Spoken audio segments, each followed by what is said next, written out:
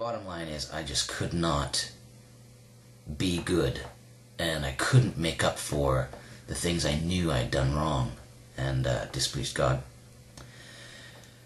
So I thought, that's it. There's no hope for me. So one evening I was talking to one of my brothers on the phone, and about God and stuff like that. But what happened next was a kind of emotional experience. What happened was I started to sense, actually first, before that, I felt totally rejected by God, and justly so. I felt that I had sinned, I had disobeyed Him, I had done wrong. I knew that if He was going to punish me, it was perfectly reasonable, perfectly just. So I felt that I was going to hell, and I was terrified. And I was deeply convicted of my wrong, as you can imagine. And the most I just started crying into my pillow. That sounds pathetic. I was bawling my guts out into my pillow. I was terrified, and I was like, bleh!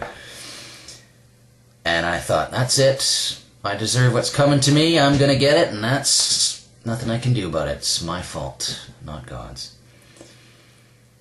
So after I unloaded that, I was talking to my brothers again, my brother on the phone, and I remember him saying, Jesus died for the sins of the world. Do you know that? And I said, yeah, of course I know that. Everybody knows that. Who doesn't know that? Everybody's heard that Jesus Christ died for the sins of the world. I don't know how I knew that, or because it wasn't taught in the church that I grew up in. But it just seemed like a phrase that I knew. But it didn't affect me personally. It hadn't. I hadn't applied it to myself. I couldn't see how it related to me. And I started to feel. This sounds very weird and spooky, but that's fine.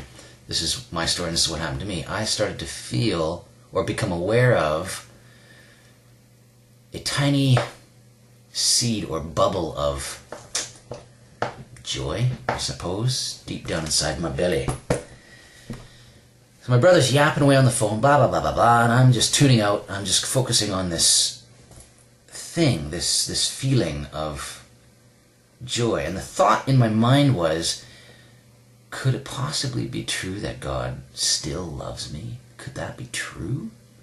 Even though I've done all these things to displease Him? And this joy, this bubble grew and grew and grew, and that's all I was focusing on until it burst, and I exclaimed out loud to my brother on the phone, be quiet, I'm saved, da da da da. I was totally excited and very, very, very, very, very, very happy, because I felt God's love. I felt He loved me, and I was overwhelmed and couldn't believe it because of, like I said, because of all my sin. So that was the deal that night, and hung up the phone, and everything was weird. Everything was strange and crazy. I don't want to get all weird and hokey pokey, but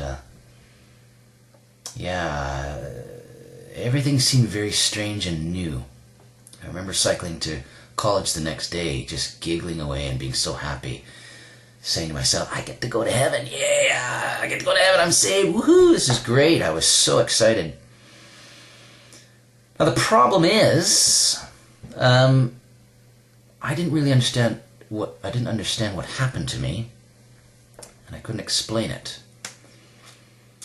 And so I would get thoughts of doubts, am I really saved? And forgive me for the religious jargon, because I don't want to use religious jargon, but that's all I knew back then, and that's what I said.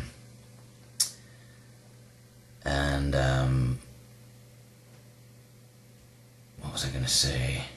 yeah, I had serious doubts, and I get very afraid. Oh, maybe I'm not saved. Maybe it was just an emotional experience. But it wasn't until I started to read the Bible again, get back into the Bible, that things started to make sense. I understood what I believed, so to speak. I read how Jesus Christ was crucified on the cross for my sins, for the sins of the world, for my sin, Leroy Brown's sin. And I understood that, I didn't need to do anything to please God anymore, because Jesus died for my sins. I don't have to be punished for my sins anymore. He already took the punishment. So I don't have to try to please him anymore. And that was a huge relief. And it was a huge relief, and made me so happy. So again, it wasn't until reading the Bible that's what secured me and founded me on truth, I suppose. The truth that, yes, it was going to be okay. I wasn't going to have to go to hell, as they say. Wasn't going to have to suffer for my sin anymore, be punished, and God received me as his child. He adopted me into his family.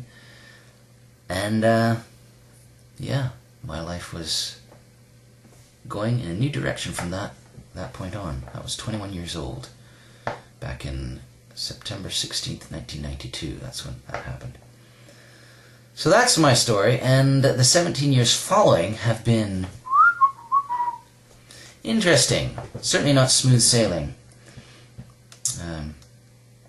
As you'd know if you'd been looking at my widower's video diary. So that's my story. I think I'll end it there. And thanks for listening. Bye-bye.